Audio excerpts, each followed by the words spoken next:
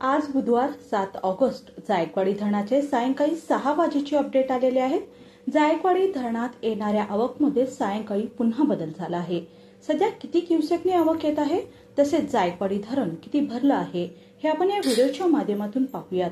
त्याआधी आपण जर आमच्या हॅलो बळीराजा या चॅनलला सबस्क्राइब केला नसाल तर नक्की सबस्क्राइब करा, जेणेकरून आमचे अपडेट तुम्हाला लवकर मिळतील।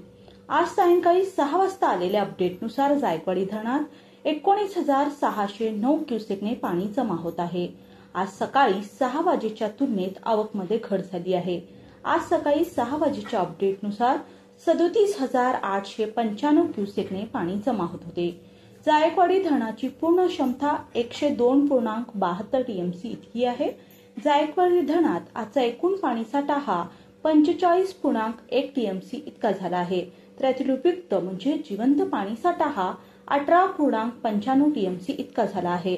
जायकवाडी धरण सध्या 24.72% भरलं आहे।